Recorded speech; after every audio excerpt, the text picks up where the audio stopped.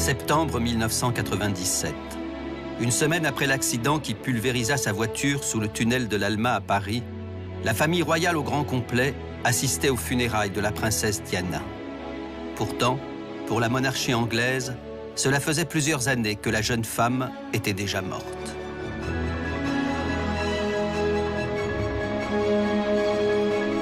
Cinq ans plus tôt, les confidences que Diana avait faites au journaliste Andrew Morton et qu'il avait publiées dans un livre à scandale avaient fait trembler Buckingham Palace. Et depuis cette date, la rupture était consommée entre le palais et la princesse. Les dernières années de la vie de Diana, ponctuées par une série de révélations sulfureuses, avaient donné lieu à une véritable guerre entre la cour d'Angleterre et celle que le peuple anglais continuera d'appeler jusqu'à sa mort et bien des années après, la princesse des cœurs.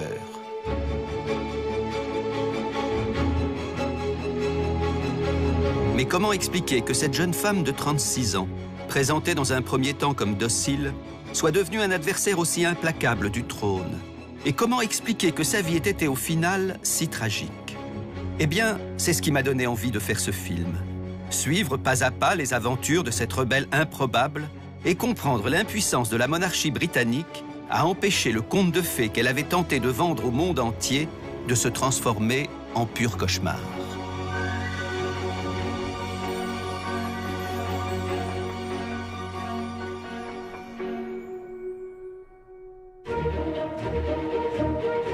Le destin de Diana commença à se nouer le 1er juillet 1969, pendant l'une de ces cérémonies désuètes dont l'intérêt nous échappe, le jour où la reine intronisa prince de Galles son fils aîné, Charles.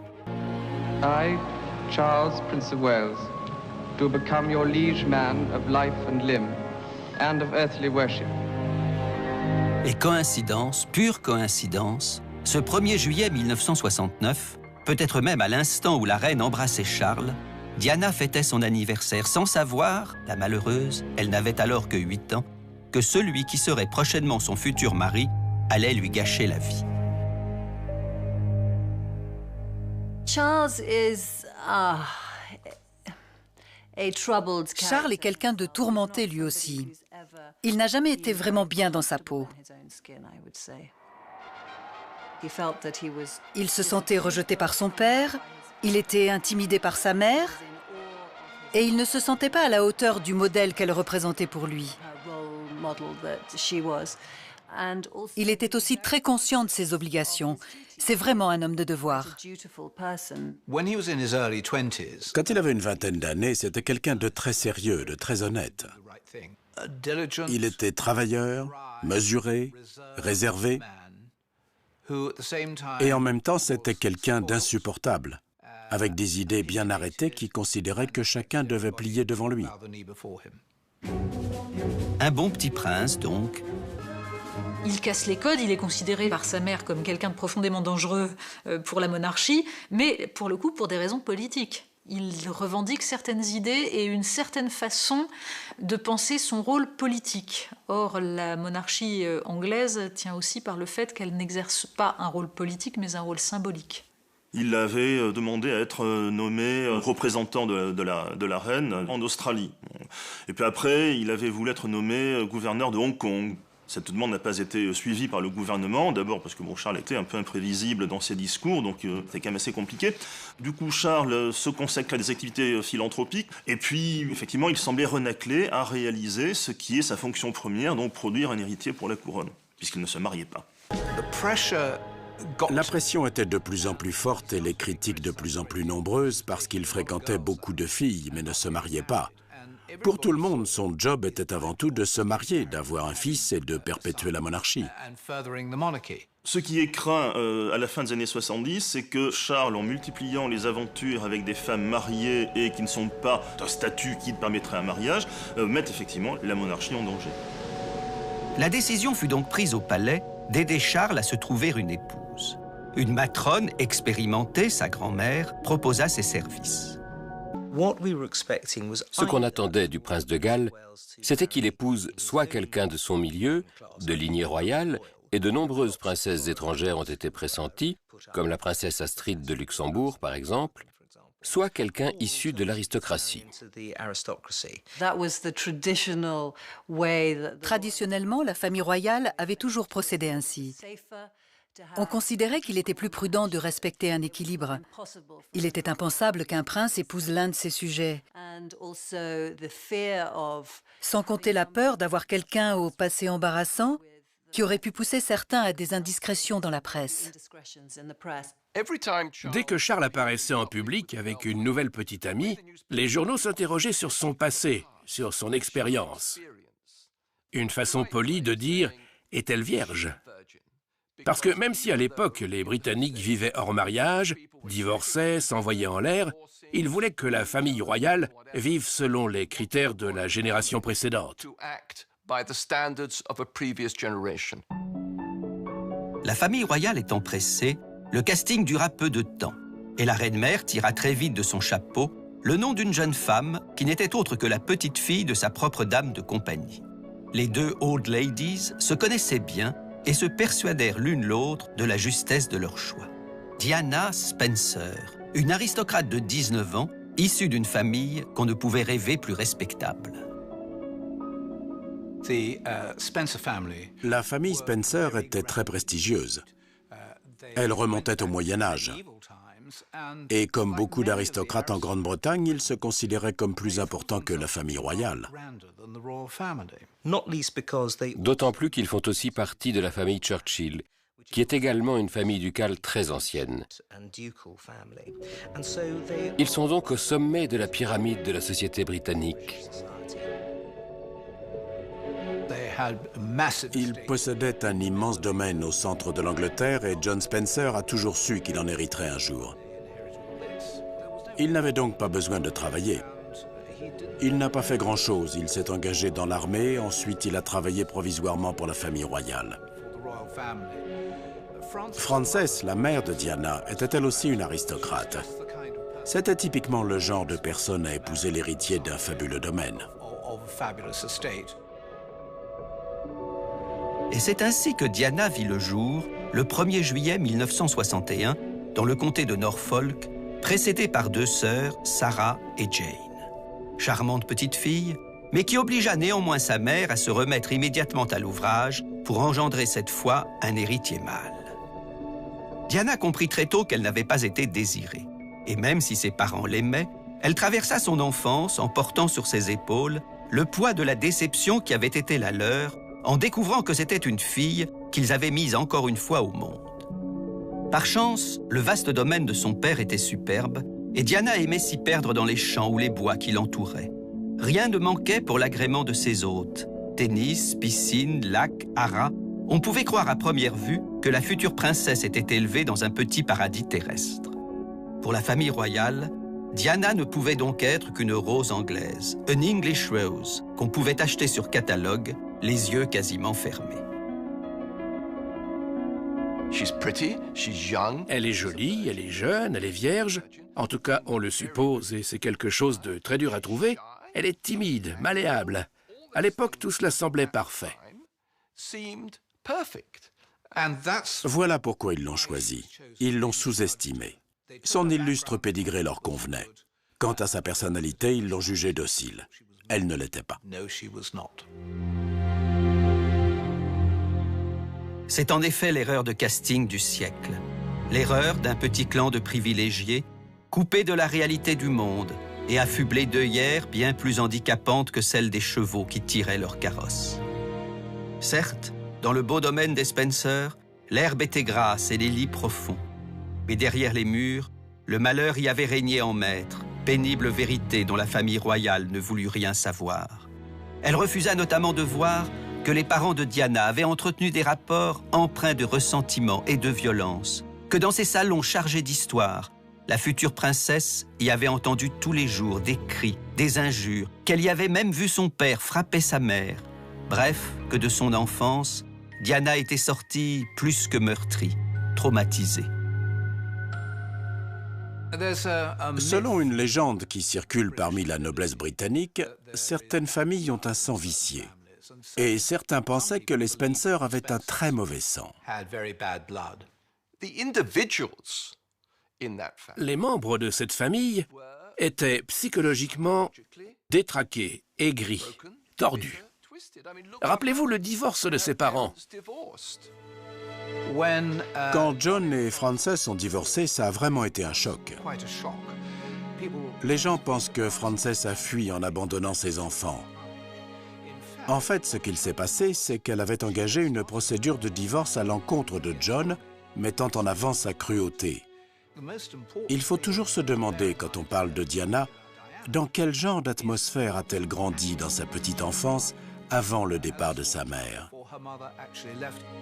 Beaucoup de choses pénibles se passaient chez elle. John Spencer était un proche de la famille royale. Il s'est débrouillé pour stopper l'action en justice de sa femme pour cruauté. Et il l'a accusée d'avoir déserté le domicile conjugal. Elle n'avait pas d'autre choix que de laisser ses enfants. Diana s'est alors sentie affreusement abandonnée. Ses deux sœurs aînées avaient suivi leur mère à Londres. Elle est restée avec son père. Et son petit frère Charles et elle sont devenus inséparables pour se protéger mutuellement dans cette ambiance délétère.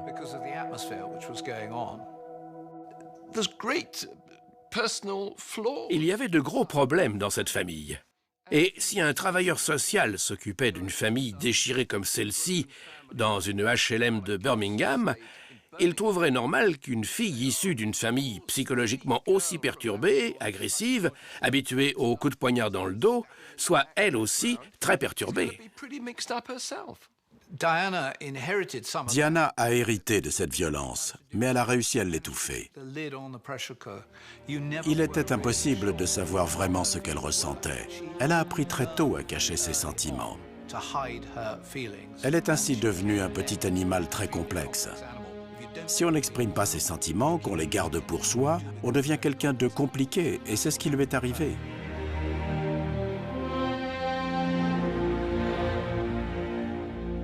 Hélas, pour l'aider à comprendre sa future belle-fille, personne à la cour n'osa conseiller à la reine de s'intéresser un peu plus à la psychanalyse des enfants et un peu moins au dressage des chevaux.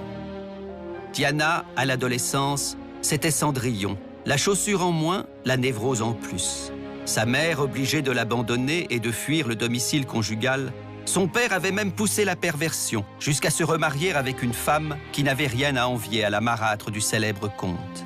Et ironie de l'histoire, c'était la fille d'un véritable personnage de dessin animé, l'extravagante Barbara Cartland, dont Diana, plus jeune, avait lu avec passion les romans d'amour.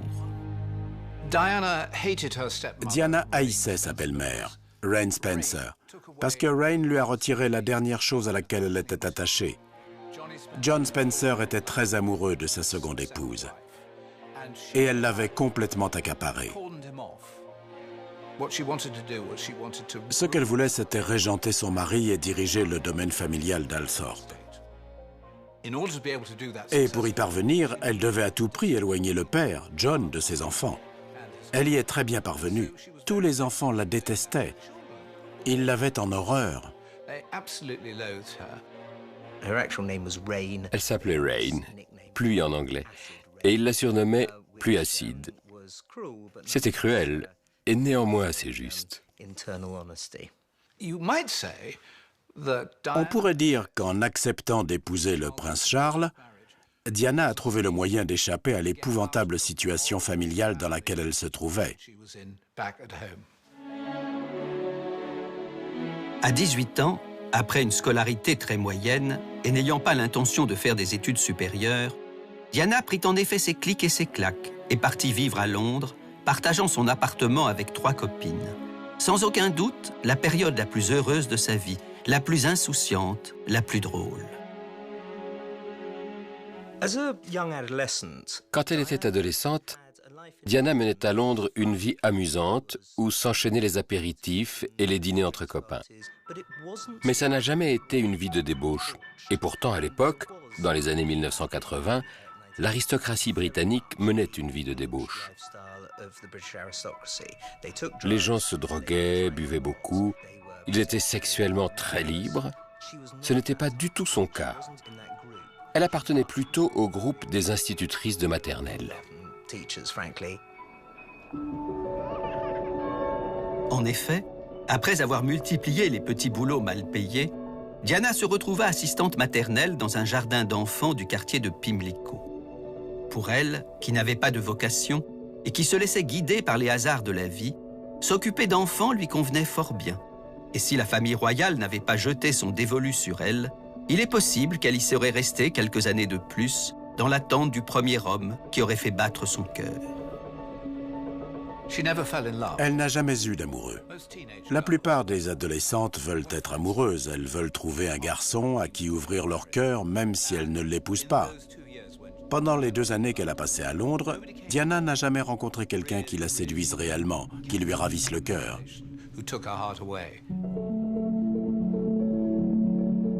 Et ce fut donc lui, l'homme que sa famille sommait de se marier, qui vint la voir un beau jour et lui demanda si elle voulait l'épouser, comme s'il allait de soi qu'elle réponde oui.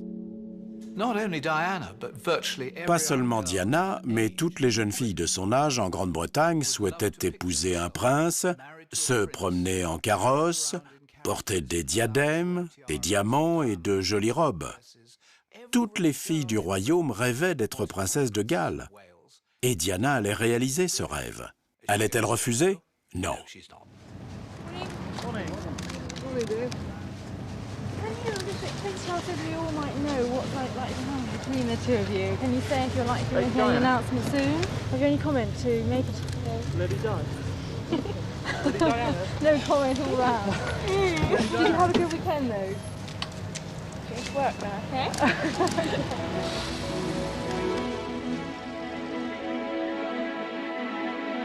La réponse à la question qui taraudait les journalistes ne fut pas longue à venir. Très vite, la cour annonça que les 2 tourtereaux se fiançaient, puis qu'ils allaient dans la foulée se marier. Du jour au lendemain, Diana se retrouva la compagne du célibataire le plus célèbre et le plus convoité de Grande-Bretagne, et aussi la proie des tabloïds britanniques qui sont à la presse ce que le mildiou est à la vigne, une infection. Diana et Charles. Charles et Diana, l'une des photos les plus réussies de leur couple et l'une des plus mensongères aussi. Car non seulement Charles avait accepté d'épouser Diana par obligation et non par amour, mais en plus son cœur, et depuis longtemps, était pris par une autre femme, Camilla Parker Bowles. Camilla tient un rôle capital dans cette histoire. Avec Camilla, Charles se sentait en confiance. Il se sentait vraiment à l'aise. Elle était sympathique, chaleureuse, drôle, décontractée. Tout le contraire de la famille royale. C'est ce qui explique pourquoi Charles se sentait si bien avec elle. J'ai rencontré Camilla à peu près à la même époque que le prince Charles. J'allais assister à des parties de polo à Smith Lawn, près du château de Windsor. Elle appartenait à un groupe de femmes qui, elles aussi, assistaient à ces parties de polo. La plupart d'entre elles étaient élégamment vêtues. Elles portaient des carrés Hermès, elles avaient des sacs Gucci. Camilla, elle, portait un vieux jean fermé par une épingle à nourrice. Elle n'accordait aucune importance à son apparence. Elle était coiffée n'importe comment, mais elle dégageait un magnétisme qui la distinguait des autres. L'aristocratie anglaise était un peu trop bien élevée, un peu trop bien habillée. Elle était animale.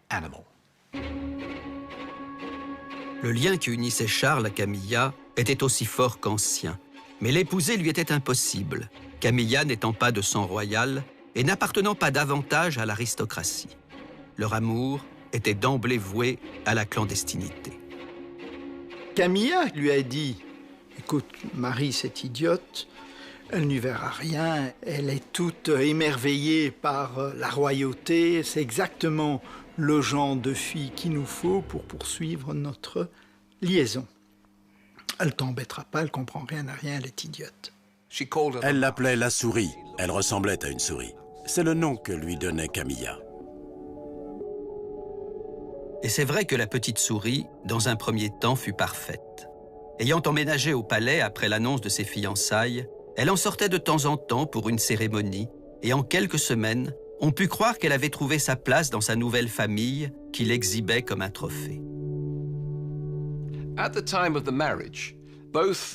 À l'époque du mariage, les deux époux se sont présentés au monde avec, d'un côté, le mari sérieux, raffiné, intello, sorti de Cambridge, et de l'autre, Diana, très heureuse de jouer la petite ingénue qui avait tout à apprendre de Charles.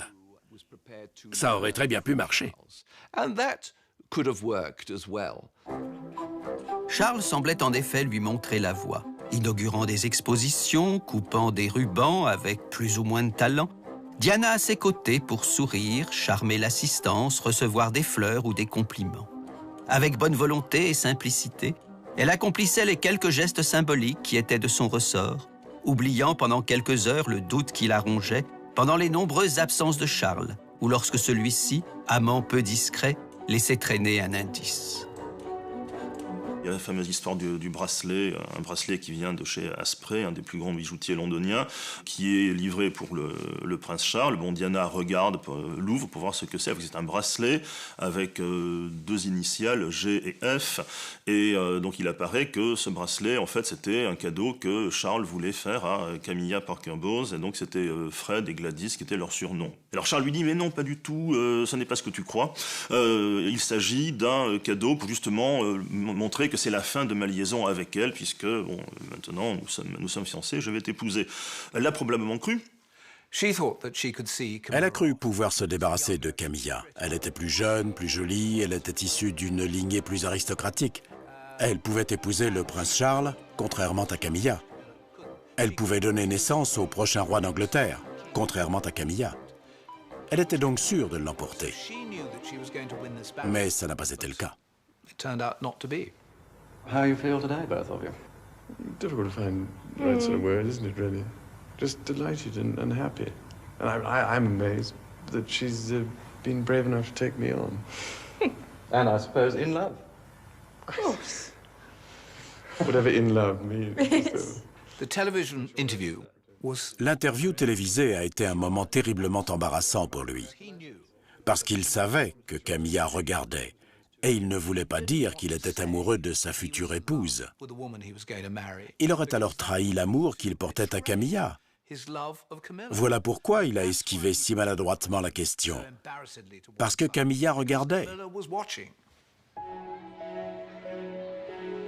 Ils n'étaient pas encore mari et femme, mais Diana entrevoyait déjà que son couple risquait de n'être qu'une illusion. Sa propre sœur, Sarah, qui avait été un temps l'une des petites amies de Charles, lui avait décrit son infidélité, et la tristesse qui l'envahissait se révélait parfois en public, comme dans cette scène où elle éclata en sanglots et dut être exfiltrée. Il est très clair que Diana était victime du système Windsor.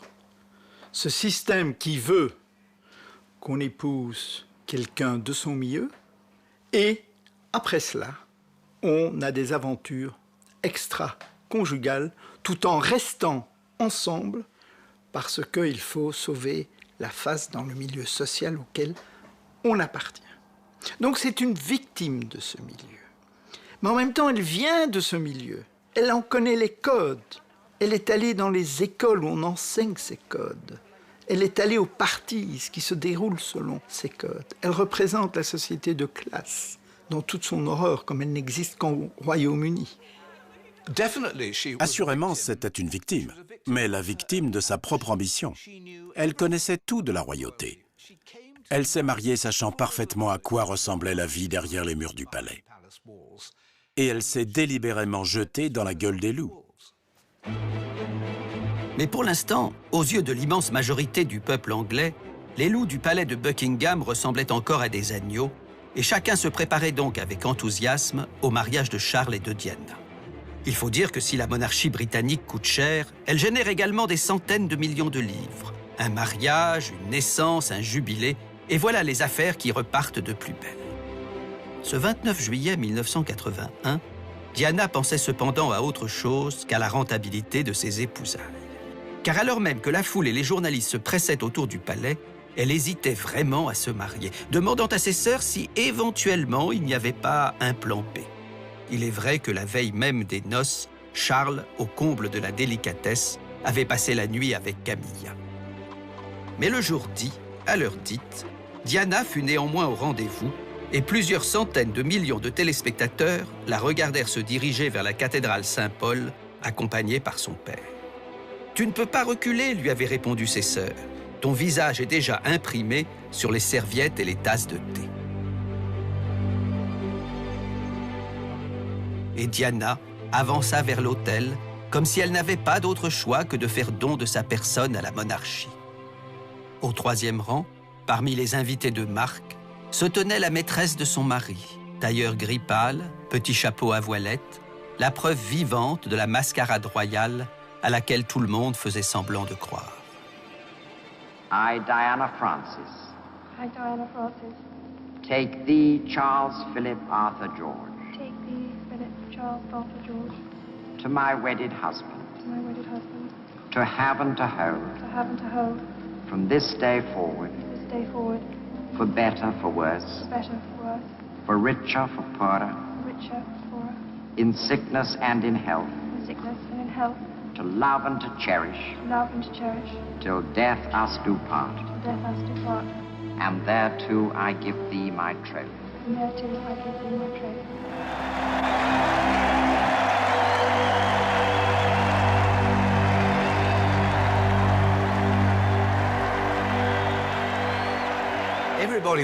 Tout le monde a été dupé, parce que tout le monde a bien voulu être dupé.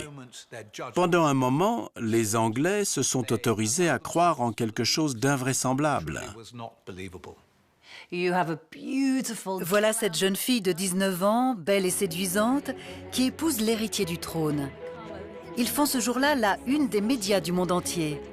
Il y a des photos de partout. Bien sûr que tout le monde voulait croire à une véritable histoire d'amour.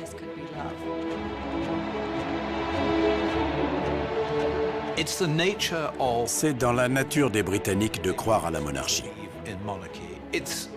C'est un idéal abstrait. Dans la réalité, ça n'existe pas. Nous créons une bulle dans notre imagination et la famille royale vit dans cette bulle. Et nous croyons ce qu'ils veulent nous faire croire. Nous avons envie de croire à ce qu'ils nous racontent. On se laisse mener par le bout du nez.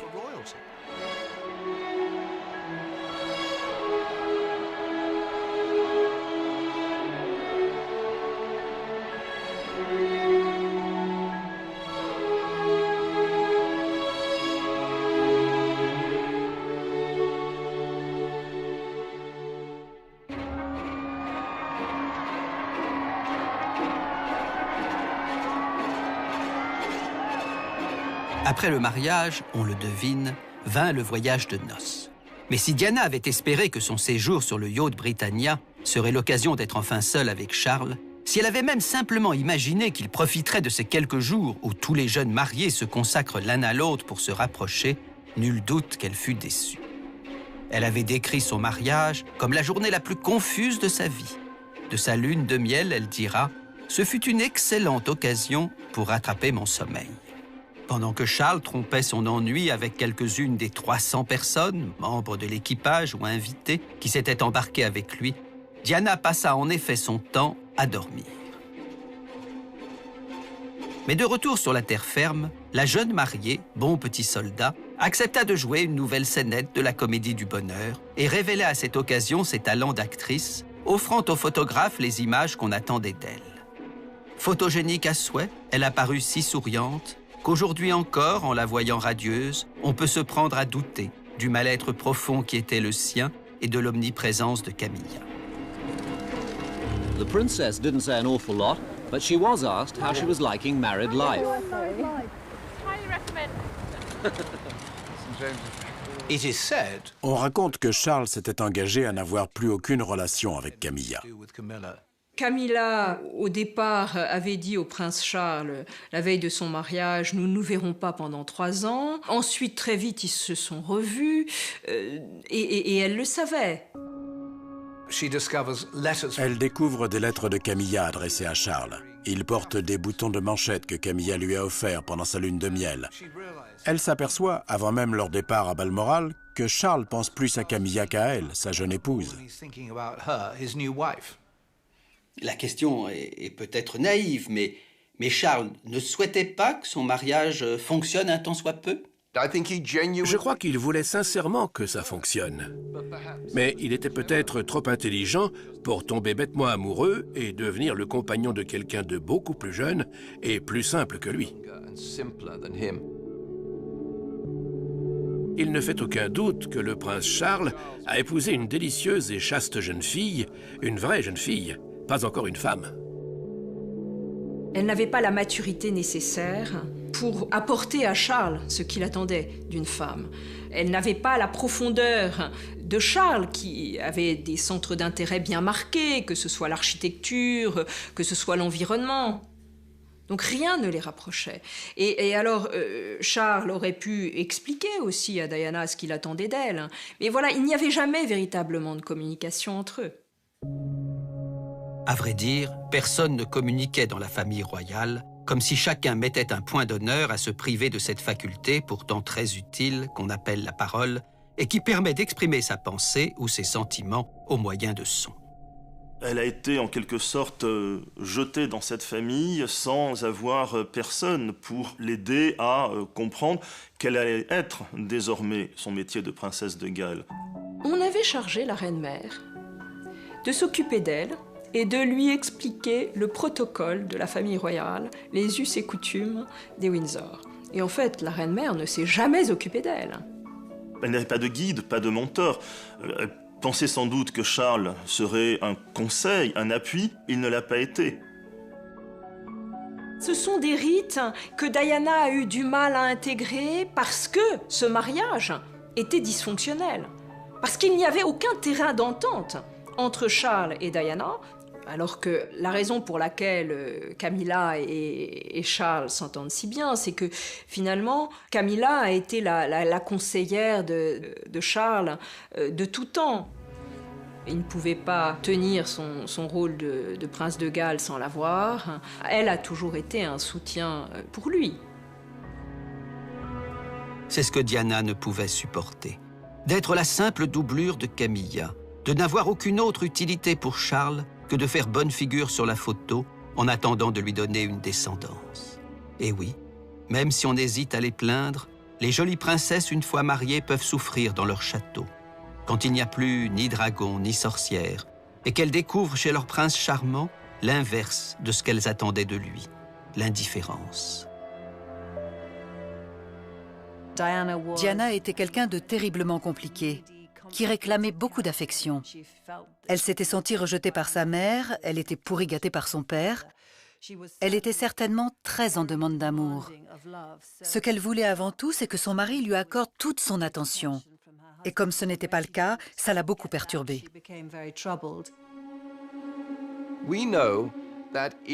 On sait que dans les premiers mois de son séjour à Balmoral, Diana a commencé à se comporter d'une façon très étrange.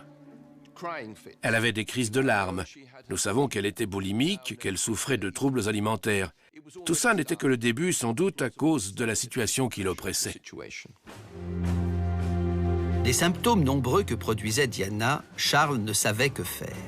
Il supportait d'autant moins son hystérie flamboyante qu'il avait lui-même intégré dès son plus jeune âge la morale victorienne. Never complain, never explain. Ne jamais se plaindre, ne jamais chercher à expliquer ce qui ne va pas. Offrir en permanence au monde un visage impassible et pour cela fuir comme la peste l'expression des sentiments. Diana, elle, en était incapable. Et arrivant tout juste à donner le change en public, elle aspirait bien davantage à s'allonger sur un divan qu'à faire bonne figure à côté d'un trône. La reine elle-même a tout fait pour que ce mariage réussisse. Elle a immédiatement organisé pour Diana des rendez-vous secrets avec d'éminents psychologues pour qu'ils lui parlent, la conseillent. Ensuite, quand dans les mois qui ont suivi, elle a continué à aller mal, la reine s'est dit « c'est sûrement à cause de la pression médiatique ». Et pour la première fois de sa vie, elle a convoqué tous les rédacteurs de presse écrite pour leur demander de laisser Diana tranquille. Mais il était déjà trop tard pour que les bonnes intentions de la reine produisent leur effet. Trop tard pour que les tourments de Diana s'apaisent. Trop tard pour que la presse accepte de laisser tranquille une personnalité qui prenait aussi bien la lumière. car depuis son mariage, la popularité de la princesse n'avait fait que grandir.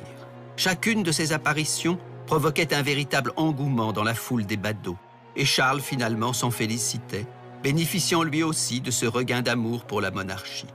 Avec condescendance, il regardait cette femme qu'il savait si fragile faire aussi bon visage en public, convaincu que le moment venu, elle se rangerait derrière lui.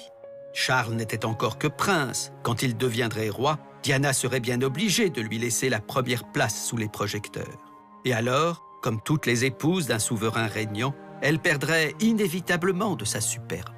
Cela étant, pensait Charles, ne traînons pas et passons tout de suite à l'essentiel, c'est-à-dire à l'étape suivante. C'est le rôle principal qu'on attendait de la princesse Diana lorsqu'elle est entrée dans la famille Windsor, produire 2 héritiers. Oui, que Diana engendre 2 héritiers, un de plus que nécessaire, par sécurité, on n'est jamais assez prudent. Charles disait qu'il en faut toujours un de rechange, c'était son expression. On l'imagine facilement, l'annonce de la grossesse de Diana, enceinte 2 mois à peine après son mariage, fut saluée à la cour par un ouf de soulagement. Après tout, le plan conçu par la famille royale n'était peut-être pas si mauvais.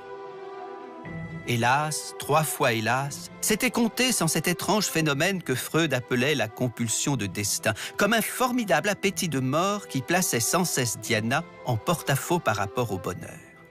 Et c'est ainsi qu'enceinte, elle se jeta violemment dans l'escalier, laissant le palais résonner du bruit d'une princesse qui tombe.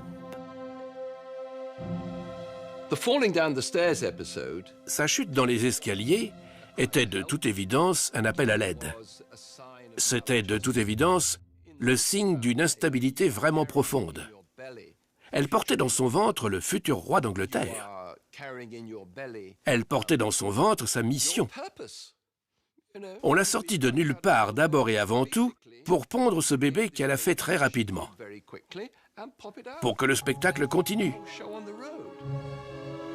On peut, à juste titre, chercher un lien avec sa fonction royale et voir déjà dans cet acte de sabotage potentiel une colère, une tristesse, une forme de tragédie, un sentiment d'emprisonnement. Elle a alors pris conscience de façon évidente du pétrin dans lequel elle s'était fourrée et qui semblait sans issue à l'époque. How is Lady Di? She's very well, Vicky. Marvelous. Was it a very painful experience? Have you ever had a baby? No, I haven't. I should wait and see. He's in very good form. Marvelous.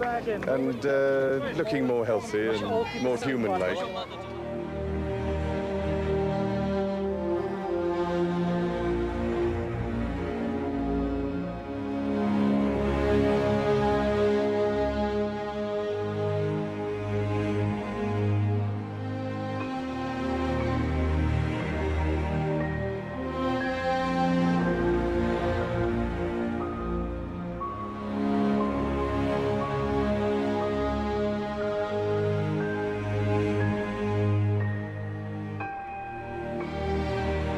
La comédie du bonheur, acte 2. Après le mariage, le bébé.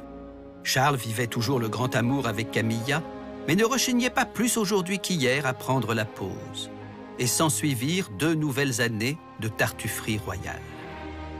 William arrive avec maman et papa. William sur les genoux de maman. Bébé bave.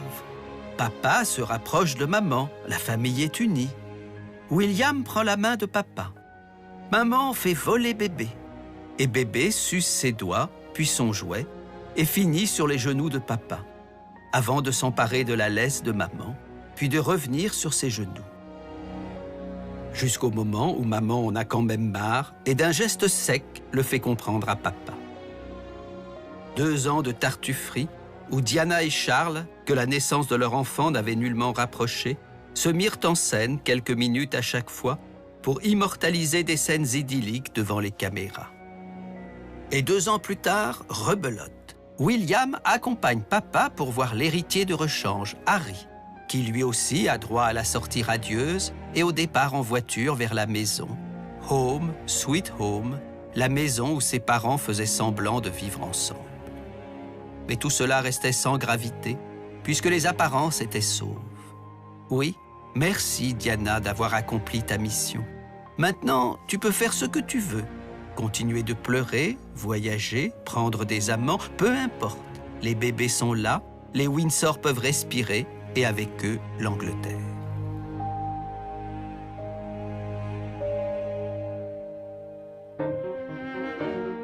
L'histoire de Diana aurait pu s'arrêter ici.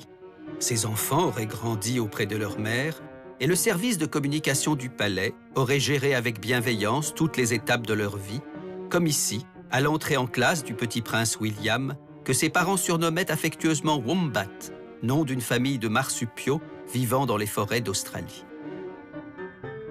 À chaque fois, nous aurions été au rendez-vous de tous ces joyeux moments de la vie où il faut vraiment avoir un cœur de pierre pour ne pas être attendri. « Que veux-tu faire plus tard » demanda un jour Charles à son fils aîné. « Je veux être policier pour protéger maman » répondit le bambin. « Impossible » répondit Charles. « Tu dois être roi. » Et en attendant de monter lui-même sur le trône, Charles, ne bougeant pas d'un pouce, serait resté identique à lui-même, menant sa double vie et son mariage à 3, tout en aimant ses enfants à défaut d'aimer sa femme, et au polo, le dimanche, il aurait été comme toujours parfait, tandis que Diana, dans les tribunes, se serait ennuyée comme un rat mort, mais avec élégance, spécialité britannique où la reine excelle et qui vous fait vieillir d'1 an en 10 minutes. Toute sa vie, Diana aurait eu cet air détaché et triste, ce regard de mort-vivant, cette allure de zombie distingué, son petit bouquet à la main, échangeant quelques paroles protocolaires avec sa belle-mère, dont la froideur lui glaçait les os. Seulement voilà, se produisit alors quelque chose que personne n'avait prévu et certainement pas l'intéressée elle-même quand elle épousa son bonhomme de mari. En quelques années, Diana était devenue une star, ou plutôt, en quelques années, elle avait changé de statut. De star essentiellement locale, comme le prince Philippe ou les autres membres de la famille royale, à l'exception de la reine, elle était devenue star planétaire. Le fait d'être à la fois membre de la famille royale et d'être belle a provoqué le déchaînement des médias. Je crois qu'elle était consentante. La presse et les photographes, ça faisait partie du jeu pour elle. Elle apprenait très vite. Et rapidement, elle a vu son visage faire la couverture des magazines pour lesquels elle devait payer autrefois.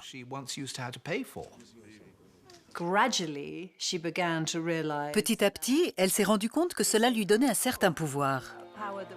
Un pouvoir complètement différent de celui de la famille royale et à l'opposé de celui de Charles. Elle s'est aperçue qu'elle l'éclipsait souvent, que les gens voulaient la voir elle plutôt que lui. Lors de certains voyages officiels, les gens criaient « Nous voulons Diana, nous voulons Diana !» S'il se trouvait du côté où passait Charles, on sentait que les gens étaient déçus, ce qui le rendait furieux et très malheureux. Après tout, c'était un rôle qu'il jouait depuis l'enfance, pour lequel il avait été préparé toute sa vie. Elle a éclipsé le prince de Galles. Un petit peu comme Jackie Kennedy avait éclipsé son mari dans les visites officielles. Ce n'est pas le rôle d'une princesse, du tout. Et du coup, il était inévitable, quand ça a débuté, que le reste de la cour commence à s'inquiéter.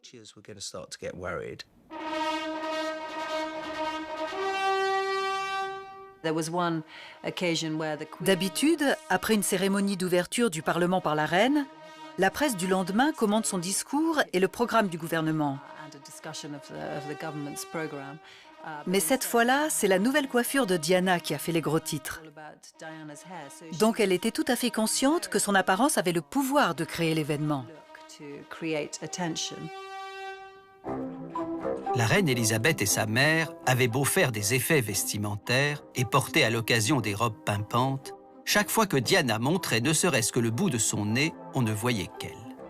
Ayant engagé un coach pour travailler sa voix et un entraîneur sportif pour affiner sa silhouette ou apprendre à se tenir, elle faisait régulièrement de la natation, des exercices de gymnastique, du tai chi chuan, et cela ne passait pas inaperçu.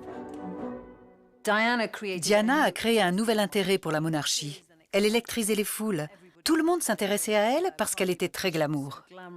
Elle a modernisé l'image de la famille royale, de par ses tenues, de par son panache, son sens de la cérémonie.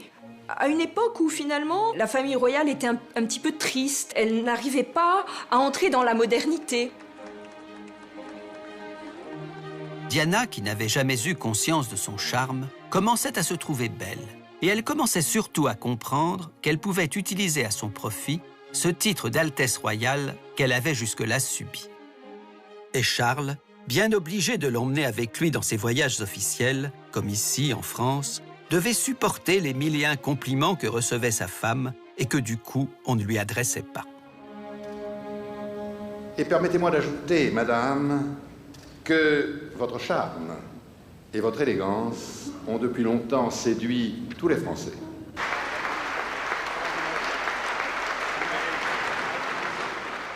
The second day of the visit to Washington by the Prince and Princess of Wales has seen thousands of people out on the streets to greet them. But it's last night's banquet at the White House, when the Princess danced with film star John Travolta, that's still the main talking point. It was glamorous night at the White House. Mrs. Reagan was in charge of who stood where, but there was only one star on this stage. The princess's new evening gown of midnight blue velvet was complemented by a choker of pearls with the centerpiece of a stunning sapphire. Hollywood was making its entrance. Clint Eastwood managed to smile for once. Neil Diamond said he'd sing for the princess. If I'm asked to, I'll be happy to sing. What would you sing? Tom Selleck was hoping for a dance. That would be nice. It was altogether a great night. Neil Diamond did sing, and John Travolta had a Saturday night dance with the princess. Mais Diana n'était pas seulement une princesse d'apparat. Même si elle se complaisait sous les ors des palais, il est clair qu'elle n'aurait jamais pu être aussi populaire si elle ne s'était pas montrée humainement différente des autres membres de sa caste. Diana est devenue célèbre parce qu'elle appartenait à la famille royale. Mais on l'aimait parce qu'elle était tout le contraire de la famille royale. Elle était tellement fragile. Quand elle était heureuse ou triste, elle le montrait. Et c'est ce qui a plu aux gens et qu'ils ont senti très vite. Diana savait d'instinct établir un contact avec les gens. Elle ne voulait pas être quelqu'un de distant qui salue derrière la vitre d'un carrosse. Elle voulait aider les gens. Elle était très attentionnée avec les enfants, les personnes âgées, les malades et ceux qui souffrent. Dans sa dernière interview, elle a dit « Je suis plus proche des gens d'en bas que de ceux d'en haut ». Elle avait une empathie naturelle. Et comme elle avait elle-même beaucoup souffert, elle comprenait le malheur. Diana, c'est une icône pop. C'est l'équivalent dans le monde des têtes couronnées de ce que peut être Michael Jackson. C'est en effet une culture qui mêle cette forme de bienveillance, d'empathie, pleine d'émotions. On est dans l'univers de la pop culture que peuvent représenter des chanteurs qui, la main sur le cœur, vont aller faire du charity business. On est dans un monde qui a abandonné la politique, qui a abandonné l'idée de changer la vie et qui se replie sur quelques images qui vont permettre de faire rêver. Néanmoins, soyons justes, Diana ne se contenta pas d'avoir quelques bonnes œuvres. Voulant laisser sa marque et bousculer la routine philanthropique du palais, elle élargit considérablement le champ des interventions charitables de la famille royale. Lorsque elle va rendre visite à des lépreux dans des léproseries, dans un déplacement en Inde, par exemple, eh bien ça, c'est quelque chose qu'aucune princesse n'avait fait avant elle. Ce ne sont plus les pauvres ou les enfants malades en Angleterre. Ce sont des catégories qui n'existaient pas, si je puis dire, auparavant. Lorsqu'elle prend un malade du sida dans les bras, on en est encore à s'imaginer qu'on peut attraper le sida en serrant la main de quelqu'un qui est malade. The princess met the staff, including Shane Snape, who is 28, a state-enrolled nurse, and himself a carrier of the AIDS virus. He's had it for 2 years. To reach out and touch. Le fait de toucher la main d'un malade du sida dans les années 1980, c'était vraiment révolutionnaire. Personne, et pas seulement dans la famille royale, n'aurait fait une chose pareille. C'était tout à fait naturel pour elle dans cette situation. Pas question de se protéger en portant des gants.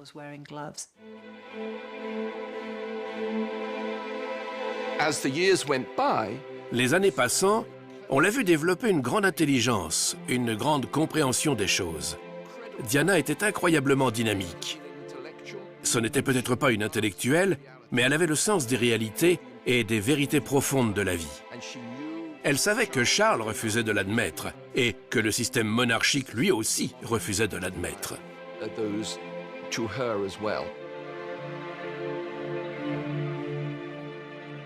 Sans aucun doute, l'engagement humanitaire de Diana n'était pas dépourvu d'arrière-pensée. Avec la famille royale, les relations devenaient exécrables. Et chaque fois que Diana réussissait à attirer une caméra de plus sur elle, c'est comme s'il y avait une caméra de moins sur Charles, et cela la réjouissait. Le temps passant, les deux époux ont en effet de plus en plus de mal à cacher leur mésentente, et les bruits commencent même à courir sur une éventuelle séparation. Seulement voilà, pas question de divorcer quand on a eu la fâcheuse idée d'épouser le futur roi d'Angleterre. Une idée de séparation, comme une idée de divorce, était à des allées-lumière de la réalité, d'autant plus que le souvenir de ce qui s'était passé avec Édouard VIII était très présent encore. Édouard VIII, le roi fantasque qui abdiqua quelques mois après le début de son règne. Fort peu respectueux du protocole et n'ayant aucune envie de sacrifier sa vie privée à son devoir, il préféra abandonner le trône pour épouser celle qu'il considérait comme son grand amour, une Américaine divorcée, Wallis Simpson. Son abdication avait provoqué un véritable traumatisme à la cour d'Angleterre, et la reine Élisabeth qu'on voit sur ces images, et qui à l'époque avait 10 ans, s'en souvenait fort bien. Elle s'en souvenait d'autant plus que c'était son père qui, d'une façon totalement inattendue, était devenu roi à la place d'Édouard, son frère aîné. Et d'ailleurs, sans l'abdication de ce dernier, Élisabeth, à la génération suivante, ne serait jamais devenue reine. Cette notion de divorce, qu'elle accepte pour certains de ses enfants, elle la refuse à l'héritier au trône parce que ça lui rappelle une crise de régime qui a failli emporter la royauté. Mais à la différence d'Élisabeth, Diana, elle, se moquait de cette histoire et de ses conséquences. Diana incarne une génération qui n'a plus de mémoire, qui n'a plus de patrimoine culturel. Elle n'est pas portée par tout ce qui a fait l'histoire de l'Angleterre. Et c'est tout le conflit, en effet, sans doute, entre ces deux femmes. L'une est le produit d'une nation millénaire qui essaye de perpétuer sa façon d'être au monde, alors que l'autre est le produit d'une société de consommation dans laquelle les personnages, les têtes couronnées, les personnages publics sont un bien de consommation comme les autres. Contraints de perpétuer un mariage qui les faisait souffrir chaque jour davantage, Charles et Diana se retrouvèrent progressivement dans une situation intenable. Abandonnant la bataille à fleuret et moucheté qu'ils se livraient depuis le premier jour, ils en vinrent au début des années 90 à entamer une guérilla médiatique, comme lors du voyage officiel qu'ils firent ensemble en Inde en 1992. Alors que le couple princier était supposé prendre la pose devant le Taj Mahal, qui symbolise l'amour aux yeux du monde entier, Diana s'y retrouva au dernier moment toute seule, Charles ayant décidé d'effectuer une autre visite. Cet affront blessa profondément la princesse, mais quelques jours plus tard, elle le lava elle-même en public, détournant délibérément la tête lorsque son mari, vainqueur d'un match de polo, tenta de déposer un baiser sur sa joue. La foule, ainsi que tous ceux qui accompagnaient le couple, étaient mortifiés, raconta leur ancienne attachée de presse. Et Charles, humilié d'avoir dû embrasser un bout d'oreille, semblait fou de rage. Elle affichait publiquement que son couple battait de l'aile. Et elle était prête à bousculer tous les usages pour le montrer. Au moment où elle prend conscience du complot de l'establishment pour dissimuler la crise conjugale, là est la césure. Elle a violemment contre-attaqué. Elle a tout fait pour nuire à son mari, pour divulguer des ragots le concernant. The Princess of Wales has been attending the Garter service at Windsor Castle on the eve of publication of a controversial book about her life as a royal. Its author, Andrew Morton, has spoken for the first time since details of the biography became known, and he claims there's chronic instability inside the royal family. This afternoon, the Princess arrived at St George's Chapel, Windsor, with other members of the royal family for the annual Order of the Garter service. The public gaze is on the Princess all the more because of the controversial book to be published tomorrow. Its author claims the Princess has been deeply unhappy for much of her married life and is on the horns of a dilemma about whether to remain in the royal family. Much has been made of Andrew Morton's allegation that the Princess attempted suicide on 4 or 5 occasions. I can't emphasise strongly enough the volatility of the situation inside Kensington Palace. La première fois que j'ai lu le livre de Morton, j'ai trouvé qu'il était nul, que c'était des bobards. J'étais jaloux en tant que rival, mais j'ai pensé que ça ne pouvait pas être vrai. Et puis j'ai découvert que si. La parution de ce livre a été un véritable séisme. Ce fut une tempête sans fin. Les révélations les plus choquantes concernaient l'extrême toxicité de ce mariage. Elle avait tenté de se suicider, elle s'était jetée dans les escaliers, elle était boulimique. Des détails incroyablement personnels. Diana était-elle assez naïve pour s'imaginer que les gens ne se douteraient pas que ça venait d'elle? Bien sûr que ça venait d'elle. This is what the Princess of Wales has told her friends about what happened to her in 1982, in the early 80s. Buckingham Palace say the Princess did not give authorization for any of her friends to speak to Andrew Morton. She did her best to look composed, but the strain has been showing. Elle espérait pouvoir entretenir l'illusion que c'était ses amis qui avaient parlé à Morton, et pas elle, alors que ce n'était pas le cas. Elle a dénudé, si je puis dire, le prince Charles. Diana a cassé tous les codes, notamment celui que même les tabloïds ne révèlent pas, le pire de ce qui se passe dans la vie privée des royals. Il n'y a aucune pudeur, aucune tenue, aucun sens de l'intime. C'est le brouillage des catégories entre la vie privée et la vie publique. C'est une forme de pornographie de l'émotion. Et puis, on a découvert l'habile stratégie élaborée par Diana elle-même pour manigancer toute l'affaire. Les éditeurs étaient réticents. Elle s'est personnellement engagée à confirmer que c'était vrai. Elle voulait à tout prix que le livre sorte. Elle savait brillamment manipuler les médias. Mais comme beaucoup de ceux qui ont du pouvoir, elle manquait de jugement. Et en autorisant la publication du livre d'Andrew Morton, elle a failli casser la machine. Beaucoup de gens ont alors considéré que les Windsor n'étaient pas capables de gouverner. Elle a réalisé que c'était elle qui avait tué la confiance des gens dans la monarchie. C'était une sorte de guillotine. En tout cas, c'était une déclaration de guerre. Impossible de faire marche arrière. Après ça, il était absolument impensable qu'elle retrouve sa place dans la famille royale. Elle avait déjà bouleversé le protocole, mais là, c'était comme si elle avait craché au visage de la reine et du reste de la famille royale. C'était absolument intolérable. Dernier voyage officiel de Charles et de Diana, la Corée. Peu de temps avant de partir, ils s'étaient violemment disputés, Diana n'ayant pas supporté les rumeurs sur sa santé mentale que l'entourage du prince avait fait courir. Pendant tout le voyage, elle affichera un visage de martyr, comme si elle portait le deuil de son mariage et assistait, avec un parfait inconnu, à 8800 km de chez elle, à son propre enterrement. Diana, her true story, the Korean version, is in the shops. For Koreans, it's all deeply puzzling. I can't understand it, said this man. I just remember their wedding was so spectacular. It's very interesting, he says. We don't have books like that about leading Koreans. Pour la énième fois, Charles s'était écrié « Comment as-tu pu croire sérieusement que je serais le premier prince de Galles dans l'histoire à ne pas avoir de maîtresse ?» Et pour la énième fois, Diana lui avait répondu « Comment as-tu pu croire sérieusement que je pourrais souffrir sans que cela se voie ?»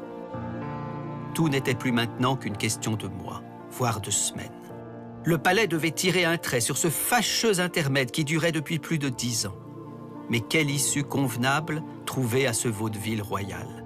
Diana était la mère du futur roi d'Angleterre. On ne pouvait la congédier comme une cuisinière qui aurait laissé brûler le rôti de la reine. Et puis, il y avait la presse, omniprésente, qui suivait Diana comme son ombre et immortalisait chaque moment de sa vie, attendant le moindre dérapage, le plus petit faux pas. Oui, comment se débarrasser d'une aussi encombrante princesse? Elle avait à peine dépassé la trentaine, elle était en pleine forme, elle faisait du ski, du jogging. Certes, elle était instable et suicidaire, mais jusque-là, ses passages à l'acte n'avaient pas été couronnés de succès. Et il était fort possible qu'elle vive jusqu'à 100 ans, accueillie aux 4 coins du monde comme l'épouse légitime du prince de Galles.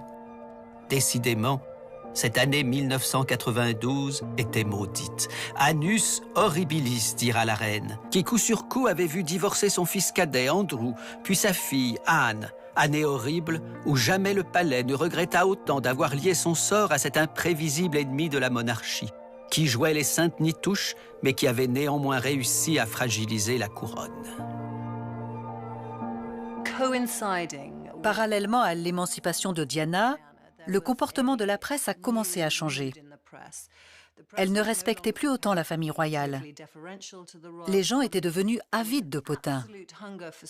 Jusqu'à l'épisode Diana, les tabloïds ne faisaient que de l'actualité royale, heureuse, à la guimauve. C'est Diana qui a changé les données. Soudain, elle faisait vendre les journaux. Les rédacteurs en chef disaient que si Diana ne faisait pas la une des journaux, les ventes chutaient de 30 à 40%. Pareil pour les magazines. Donc il y a une concurrence entre les tabloïds et les paparazzi notamment pour mettre en une des tas d'histoires sur Diana. Sans compter aussi qu'à l'époque, du fait de la désintégration du mariage de Charles et Diana, il y avait des clans rivaux au palais de Kensington. La presse avait donc de nouvelles sources d'informations. Beaucoup de gens voulaient parler. C'est alors qu'éclata le Squeegee Gate, un scandale dont le nom évoquait le Watergate, qui avait conduit à la démission du président américain Nixon.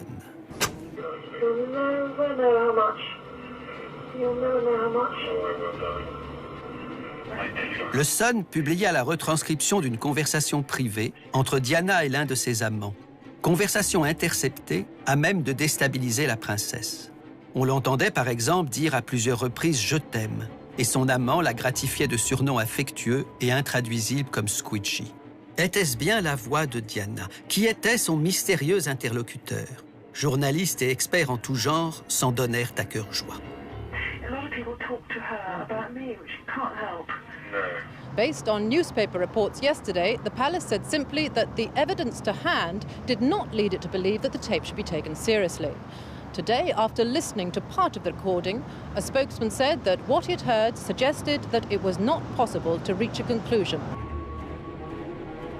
L'homme de la cassette fut identifié comme étant le nommé James Gilbey, et l'Angleterre découvrit celui qui réussissait donc à combler Diana d'une façon autrement plus convaincante que Charles. On était en décembre 1992, l'annus horribilis arrivait à son terme, il était temps de tirer le rideau, et c'est ce que fit le Premier ministre John Major en annonçant officiellement la séparation de Charles et de Diana. The Prince and Princess of Wales have decided to separate. Their Royal Highnesses have no plans to divorce, and their constitutional positions are unaffected. This decision has been reached amicably, and they will both continue to participate fully in the upbringing of their children. Their Royal Highnesses will continue to carry out full and separate programs of public engagements and will from time to time attend family occasions and national events together. En réalité, la séparation ne régla rien. Et à partir de ce moment-là, Diana sembla au contraire se déchaîner. Pas une semaine, presque pas un jour sans une rumeur, sans une révélation sur ses peines de cœur ou ses ennuis domestiques. Elle a un côté très très petit bourgeois, Diana, dans sa façon de mettre en avant ses malheurs personnels, de les jouer sur la scène et de montrer que ce dont elle rêve, c'est son épanouissement, elle rêve de vivre comme tout le monde. Dénoncer l'hypocrisie au nom d'une cause, au nom d'une collectivité, au nom de l'égalité, oui. Mais il n'y a pas d'héroïsme à dénoncer l'hypocrisie de l'étiquette quand c'est uniquement parce que cette étiquette vous a empêché de vivre votre bonheur individuel. Elle restait quelqu'un qui jouissait de privilèges et qui n'a pas remis en cause la nature même de ces privilèges. Elle a remis en cause le fait que ça l'empêchait d'être heureuse. Le prince pensait en avoir fini avec ce qui était pour lui aussi un calvaire. Mais son épouse, car John Major l'avait bien précisé, ils étaient séparés, pas divorcés. Mais son épouse, considérant qu'il était loin d'avoir bu le calice jusqu'à la lie, ne cessait de le poursuivre de sa vindicte, l'empêchant de jouir tranquillement de ses passions, y compris des plus paisibles. Et Diana, jubilant d'avoir retrouvé ce qui ressemblait à la liberté, rayonnait. Car même si son agenda continuait de comporter nombre d'obligations officielles, celle-ci était moins pesante et lui laissait du temps pour batifoler à sa guise, y compris avec les hommes. La presse se fit l'écho d'une liaison avec son moniteur d'équitation, d'une autre avec son garde du corps, d'une autre encore avec un marchand d'art, lui-même marié. Mais vraies ou fausses, ces liaisons adultérines n'empêchaient pas les enfants de considérer leur princesse comme un modèle à qui ils étaient heureux d'offrir des fleurs à chaque occasion. Radieuse, légère, détendue. Tous ceux qui ont croisé Diana au cours de sa visite en France sont unanimes, la princesse de Galles semble avoir un poids de moins sur les épaules. On conçoit aisément que loin de Buckingham et de son carcan sans chaperon ni époux, Diana soit infiniment plus à l'aise, infiniment plus elle-même. En tout cas, le prince Charles a fêté samedi son 44e anniversaire seul. En guise de cadeau, les journaux anglais ont étalé à la une ses conversations avec celle qui serait sa maîtresse de longue date, Camilla Parker Bowles. Diana, victime de ce genre de mésaventure quelques mois plus tôt, était hier souriante. Peut-être pensait-elle qu'après tout, c'est bien chacun son tour. It was only a matter of time before the tabloids printed what's been circulating in private for days, the full transcript of an alleged conversation between the Prince of Wales and Camilla Parker Bowles. Eh oui, car après le Diana Gate, il y eut le Camilla Gate, tout ce que les Anglais avaient toujours voulu savoir sur les relations entre Charles et Camilla, sans jamais oser le leur demander. Comment ils se parlaient dans l'intimité, quels mots doux ou crus ils s'échangeaient, à l'abri des regards, mais manifestement pas des oreilles indiscrètes. Charles, je veux me sentir tout contre toi, de haut en bas, dedans et dehors. Camilla, c'est exactement ce dont j'ai besoin en ce moment. Charles, je voudrais vivre caché dans ton pantalon, ce serait beaucoup plus facile de te voir. Que Dieu me pardonne, j'aimerais être ton Tampax. Et Camilla de lui répondre que l'idée était marvelous, merveilleuse. Cette conversation était enregistrée par un radio amateur australien qui l'a revendu à un tabloïd. Je crois qu'à ce moment-là, beaucoup de Britanniques sont dégoûtés, mais des deux, de Diana et de Charles. Mais la presse tabloïde, elle, estime qu'il n'y a plus de barrière. Tant qu'on n'attaque pas la reine, mais en revanche l'héritier au trône, c'est déconsidéré à ce point que tous les coups sont permis. Pour Charles, il n'est plus question dès lors de se réfugier dans le silence. Parler à son tour, se trouver lui aussi un biographe et ne plus cacher son malaise et même son désarroi. Étonnante histoire décidément que celle de Diana. Pour ma part, je ne me lasse pas d'imaginer à quoi elle pouvait bien penser, et Charles et la reine, quand côte à côte ils écoutaient cette musique, qui si belle fût-elle, avait peu de chance d'adoucir leurs mœurs. Le mariage, écrivait Nietzsche, est la forme la plus mensongère des relations entre un homme et une femme. C'est pourquoi il jouit de l'approbation des belles âmes. À quoi pouvait bien penser Diana, sinon qu'elle s'était trompée de vie, de belle famille et de mari? Un peu plus tard, cependant, dans une déclaration solennelle, elle exprima une autre conviction, que les enfants qu'elle avait eus avec Charles étaient son bien le plus précieux. Over the next few months, I will be seeking a more suitable way of combining a meaningful public role with hopefully a more private life. My first priority will continue to be our children, William and Harry, who deserve as much love and care and attention as I am able to give, as well as an appreciation of the tradition into which they were born. Je crois qu'à l'évidence, c'était une vraie mère, une mère très aimante, très attentionnée. Il suffit d'entendre les princes William et Harry parler de leur mère pour comprendre à quel point ils sont dévoués à sa mémoire. À l'évidence, ils étaient très proches.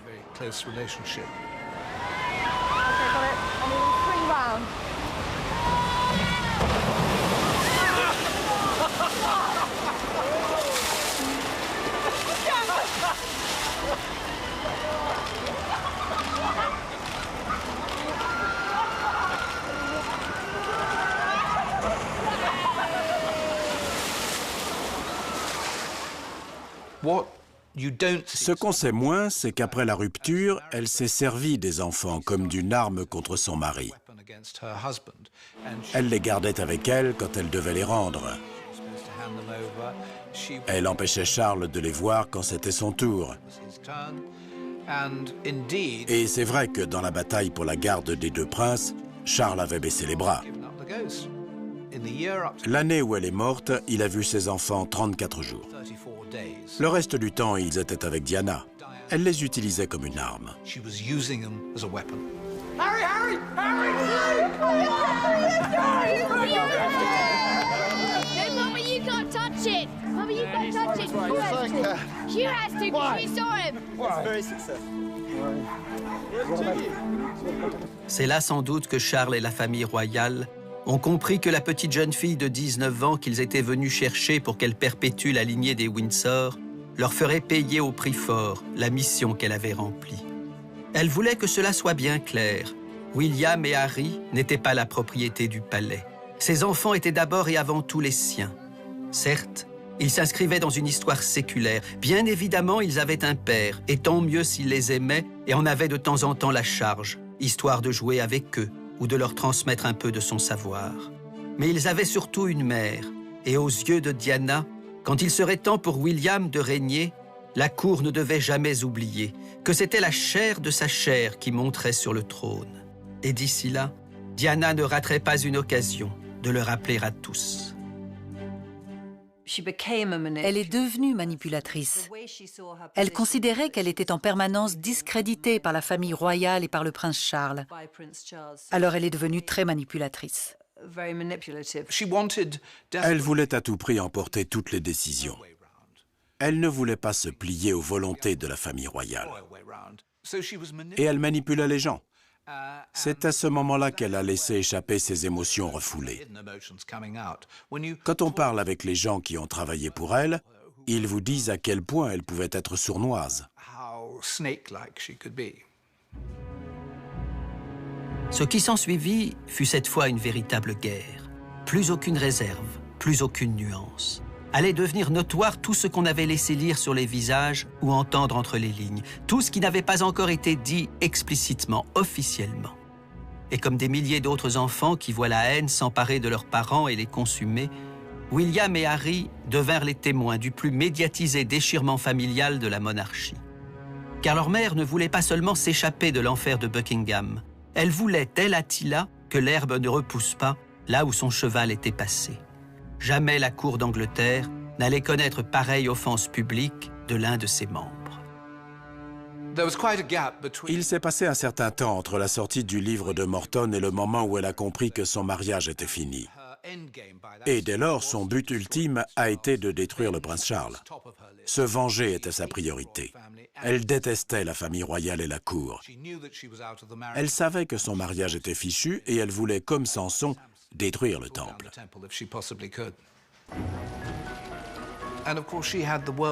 Et en plus, elle avait la presse mondiale de son côté.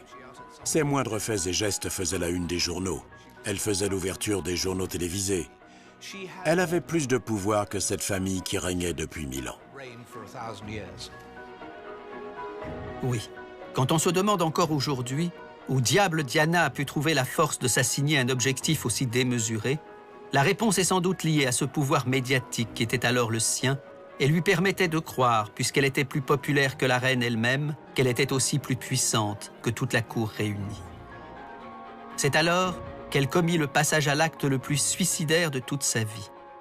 Le jour même où les journalistes la surprirent à Londres, dans cette tenue décontractée, elle donna une interview télévisée, aujourd'hui interdite de diffusion et plus cadenassée que la couronne de la reine. Une interview qui allait signer son propre arrêt de mort. Son interview dans l'émission Panorama a été un moment terrible pour la monarchie. Elle voulait empêcher le prince Charles d'accéder au trône. Dans le cadre de cette interview pour la BBC, la chaîne nationale, elle ne pouvait pas tout se permettre. Mais elle en a quand même profité pour dire à la nation « Charles ne fera pas un bon roi. Vous devriez confier la couronne à mon fils, le prince William. » D'où, à partir de ce moment-là, l'hostilité ouverte de la reine qui la traite de cinglée, parce qu'elle remet en cause l'institution royale. Elle remet en cause l'ordre de succession. Son sort est scellé. Elle s'attaque à 1000 ans d'histoire. Et elle n'a pas compris qu'à un certain moment, elle avait dépassé la ligne jaune. Elle pouvait avoir tous les Allemands qu'elle voulait, du moment qu'elle respectait les règles de la firme. La firme, vous savez, c'est la famille royale, enfin, c'est le mot que... Là, elle n'a plus rien contrôlé. Elle ne savait plus où elle en était. C'était totalement irréaliste. Cela ne pouvait pas avoir lieu. Le prince Charles attendait d'être roi depuis très longtemps et il n'allait pas renoncer parce que son ex-femme le réclamait. À l'époque, je me suis vraiment demandé dans quelle mesure elle ferait passer ses sentiments personnels de femme et de femme bafouée avant les intérêts de son pays, de sa famille et de ses fils. Et c'est là, en fin de compte, tout le drame de Diana. C'est devenu une guerre idéologique sur la façon de se comporter en public, de se faire remarquer, sur le bien fondé de la monarchie. Et pour finir, Diana a déclaré « Je veux être la reine des cœurs ». Une façon pour elle de dire que la reine n'était pas la reine des cœurs. Et ça s'est terminé comme toutes les bonnes guerres, par un sauf-qui-peut général, avec un gagnant et un perdant. Et c'est Diana qui a perdu. Diana a en effet sous-estimé la reine et sa capacité à réagir sans tergiverser. En décembre 1995, un mois à peine après l'interview de la BBC, la reine, passant à l'offensive, exige de Charles et de Diana qu'ils divorcent, et illico. Convaincue d'être intouchable en dépit de ses incartades et souhaitant continuer à bénéficier de tous les avantages liés à son rang, la princesse, qui n'avait nullement en tête de divorcer, est désorientée. Sa popularité et le pouvoir qu'elle lui donne sont si intimement liés au statut qui est le sien qu'elle a du mal à imaginer une autre vie, radicalement différente de celle qu'elle a menée jusqu'alors. Certes, elle s'est lancée à corps perdu dans une nouvelle histoire d'amour, cette fois avec un jeune médecin pakistanais, Asnat Khan. « Avec lui, je suis en paix. Il m'apporte ce dont j'ai besoin », explique-t-elle, et elle rêve déjà de parcourir le monde à son bras pour de jolies causes humanitaires. D'ailleurs, à l'occasion d'une collecte de fonds au Pakistan, elle ira même voir sa famille à Lahore, où elle est prête à vivre s'il le faut. D'où la rumeur qui commence à se répandre. Par amour, la mère du futur roi d'Angleterre serait prête à se convertir à l'islam. Mais tout cela, cet amour, cet homme, cette possible expatriation, n'est-ce pas pure chimère? Et au final, poussée au divorce, ne se retrouvera-t-elle pas désespérément seule? On the day the divorce she never wanted was finalised, Diana, Princess of Wales as she now is, was on familiar ground, besieged by the world's media. And of immediate interest was the fact that the princess was still wearing her engagement and her wedding ring. She was said to be in good spirits, if a little quieter than usual. Her status has now been inexorably altered. Against her wishes, she's had to relinquish the title Her Royal Highness, but she'll still no doubt be known as Princess Diana, a title she could only aspire to if she'd been born a princess. Août 1996, août 1997. Une année pile sépare le divorce de Diana de sa mort, et cette année n'est qu'une lente descente aux enfers. Oh, les paillettes sont toujours au rendez-vous, et les photographes, et les robes de soirée, et les mains qu'on serre, et les escaliers qu'on descend avec prestance pour quelques petits tours de piste ou pour une remise de récompense à une quelconque personnalité méritante. Diana applaudit à tout rompre. Mais pour saluer quelle bataille et quelle victoire! Dans quelques secondes, une voix d'homme va résonner. « Move to New York, installe-toi à New York », lui dira la voix.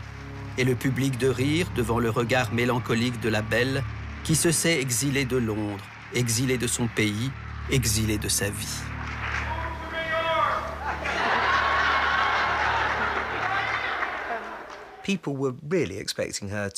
Les gens voulaient vraiment qu'elle s'installe en Amérique, peut-être même avec un milliardaire américain, et qu'elle ne soit plus un personnage central de la société britannique. Mais à New York, ou à Washington, ou à Miami, qu'est-ce qui aurait été différent pour elle? Est-ce que les paparazzis et leurs téléobjectifs l'auraient comme par miracle laissée tranquille? Get lost, allez au diable, leur lança-t-elle en sortant de la voiture, furieuse. Mais le diable n'était pas ailleurs. Il était là, à ses côtés. Et Diana se retrouvait prise au piège de son propre jeu avec les médias.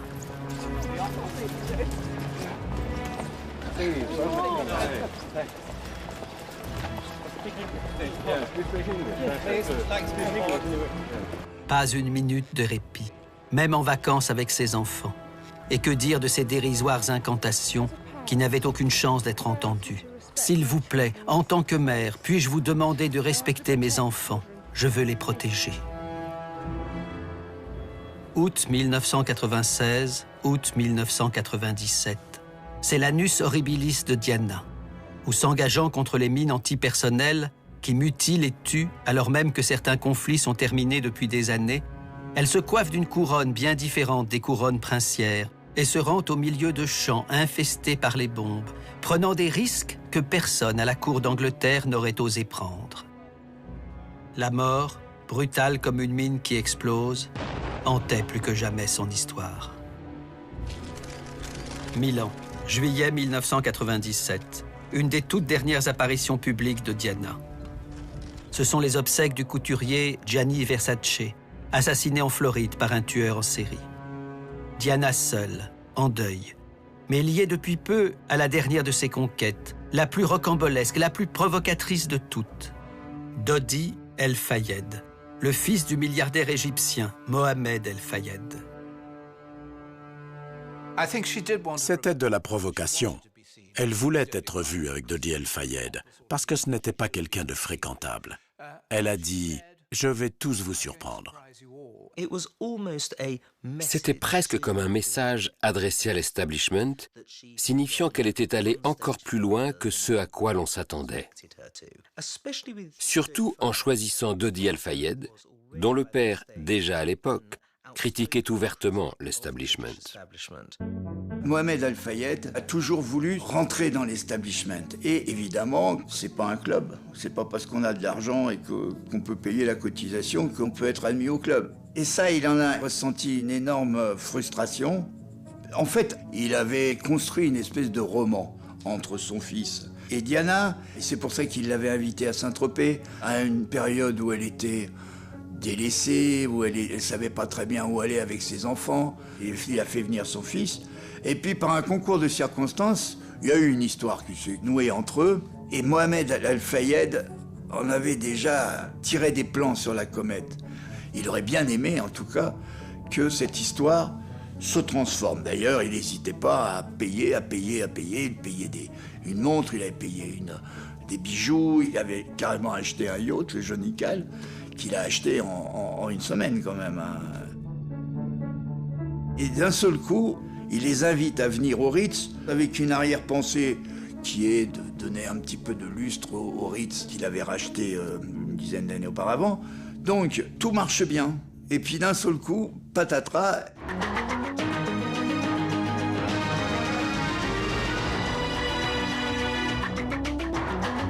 Madame, monsieur, bonjour. La princesse de Galles, Lady Di, est morte cette nuit à Paris dans un accident de voiture. Elle se trouvait avec son ami, le milliardaire saoudien Dodi El Fayed, mort lui aussi, ainsi que le chauffeur de leur voiture, un employé de l'hôtel Ritz Lady Di et Dodi Al-Fayed étaient arrivés hier à Paris. Au sortir du Ritz, leur voiture, une Mercedes noire, a été prise en chasse par des paparazzis.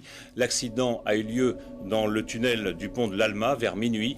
Le chauffeur a perdu le contrôle de la Mercedes qui roulait, semble-t-il, à très très vive allure. La princesse, elle, est décédée 4 heures plus tard à l'hôpital de la Pitié-Salpêtrière. Jamais elle aurait dû se trouver dans cette voiture quand même, puisque normalement elle avait un chauffeur qui était expérimenté, dans une autre Mercedes qui était elle habituelle. Jamais son chauffeur n'aurait essayé de conduire comme un fou dans les rues de Paris. Enfin, c'est une règle, tous les chauffeurs de maître vous le diront, et jamais cet accident n'aurait dû avoir lieu. L'émotion submergea l'Angleterre. Diana était trop familière à chacun pour disparaître ainsi de la première page des journaux. Le conflit violent qui l'opposait à la famille royale était si notoire que sa mort apparut comme une victoire du palais, sinon comme l'aboutissement d'un complot. Et des millions d'Anglais voulurent non seulement la pleurer, mais aussi la venger. Et l'attitude de la famille royale, lymphatique et distante comme à l'ordinaire, leur apparut cette fois insupportable. J'étais dans la foule les jours qui ont suivi la mort de Diana. Au début, tout le monde était sous le choc, parce que cette personne si célèbre, si jeune, si dynamique, si pleine de vie, était morte d'une façon tellement violente et choquante. Et puis les gens ont exprimé leur profond chagrin en apportant des fleurs, des montagnes de fleurs qui s'étalaient devant le palais de Buckingham. Mais cette vive émotion, au bout de quelques jours, s'est transformée en autre chose. Elle s'est retournée contre la famille royale parce que la famille royale ne réagissait pas. C'était comme s'ils restaient cloîtrés à Balmoral et n'étaient pas concernés par l'émotion du peuple. And I'm devastated. I'm a great royalist. It's just too terrible. I just feel it is my duty to be here to say goodbye to Diane, my princess. I don't think I would have done this for any other member of the royal family. La semaine qui a suivi la mort de Diana a été sans doute la pire de l'histoire de la maison Windsor. Les gens ont douté de la capacité de la famille royale à les comprendre. La reine a refusé d'admettre la violence de l'impact de la mort de Diana sur la nation. Pour les gens, elle restait un membre de la famille royale. C'était la mère du futur roi. Mais pour le palais, elle n'était plus rien. À quoi bon faire tant d'histoires? Et le symbole de tout ça a été le drapeau du palais de Buckingham. Il n'avait pas été hissé à mi-mât, il n'était pas en berne. C'est devenu à ce moment-là le symbole même de l'insensibilité de la monarchie. Traditionnellement, il n'y a pas de drapeau en berne, même pas pour le père de la reine, le roi. Cela a vraiment surpris, plus que choqué la cour à Buckingham, quand ces demandes pressantes ont afflué de partout pour exiger de rompre avec une tradition vieille de plusieurs siècles et de hisser ce fameux drapeau à mi-mât.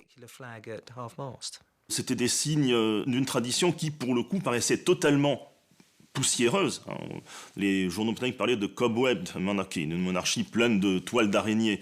Et cette incompréhension a pu nourrir l'idée que finalement, on n'avait pas besoin de monarchie, que la reine était out of touch, déconnectée des préoccupations des gens, et qu'on pourrait peut-être effectivement se passer d'elle. Jamais la monarchie n'a été autant menacée par le courant républicain. Pour la première fois au cours de cette semaine, le courant républicain, qui est plus ou moins constant à 10-12%, est monté jusqu'à 25%. Une semaine. Pendant une semaine après l'accident, c'est vrai, la monarchie britannique vacilla, et certains pensèrent même que cela allait permettre la revanche posthume de la jeune princesse. Mais c'était oublié, encore une fois, que Diana était le pot de terre et Élisabeth le pot de fer. Cornaquée par Tony Blair, son nouveau Premier ministre, la reine, grandiose professionnelle de l'hypocrisie, réussit en 48 heures à retourner la situation en sa faveur par son ton patelin et son émotion feinte. I want to pay tribute to Diana myself.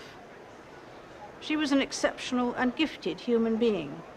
In good times and bad, she never lost her capacity to smile and laugh, nor to inspire others with her warmth and kindness. I admired and respected her for her energy and commitment to others, and especially for her devotion to her 2 boys. Il a suffi d'un seul discours de la reine. Il a suffi qu'elle rentre à Londres et que les garçons viennent voir les fleurs, puis suivent le cercueil de leur mère, pour que tout rentre dans l'ordre. La monarchie a gagné, comme toujours. Cela prouve à quel point la famille royale peut être en fin de compte flexible. Ils savent formidablement tirer leur épingle du jeu. Si le peuple réclame quelque chose, ils savent crever l'abcès et agir en conséquence de façon à désamorcer les critiques. Peu après la mort de Diana, a eu lieu le 50e anniversaire du mariage d'Élisabeth et Philippe. On n'imagine pas d'événement royal plus célébré, comme si rien ne s'était passé. Les eaux se sont refermées sur Diana et elle a été totalement oubliée. Diana oubliée. On a du mal à le croire. Et pourtant, ce n'est pas un hasard s'il n'y a qu'un petit bassin et un parc pour enfants qui portent son nom à Londres. La monarchie anglaise est aujourd'hui d'autant plus rayonnante qu'amnésique. Charles a fini par épouser Camilla. Kate est devenue la nouvelle princesse en vogue. Et la reine est plus que jamais vissée à son trône. Mais après tout, qu'est-ce que Diana aurait bien pu changer à l'ordre du monde? Ce n'était pas une insurgée, juste une jeune princesse émotive, belle et malheureuse en son royaume, et qui claquait des portes ou cassait des vases. Diana était une image. Elle s'inscrivait dans l'éphémère, le consumérisme et le spectacle. Cela étant, elle n'en a pas moins été un moment de grâce dans l'histoire féroce de la monarchie anglaise. Elle avait d'incontestables qualités humaines, une vraie compassion pour les plus faibles, et l'admiration qu'elle portait à ceux qui, comme Mère Teresa, vouent leur vie aux plus démunis, était sincère. Quand Nelson Mandela la rencontra peu de temps avant qu'elle ne meure à Paris, la sympathie qu'il lui témoigna n'avait rien de protocolaire. Diana le touchait, et d'abord par son absence de préjugés racistes, qui contrastait avec les sentiments xénophobes de nombre d'aristocrates anglais. Peut-être est-ce d'ailleurs ce qu'on doit retenir de l'histoire de Diana, qu'il ne fait pas bon d'être humain, trop humain, dans le petit monde étouffant des têtes couronnées. En tout cas, que les petites filles qui se déguisent en princesses pour leur anniversaire et qui rêvent du prince charmant se souviennent de la leçon. Il vaut mieux, en grandissant, qu'elles ne fassent pas la même erreur que Diana et qu'elles se tiennent à bonne distance des palais, des carrosses, des simagrées royales et des mensonges princiers.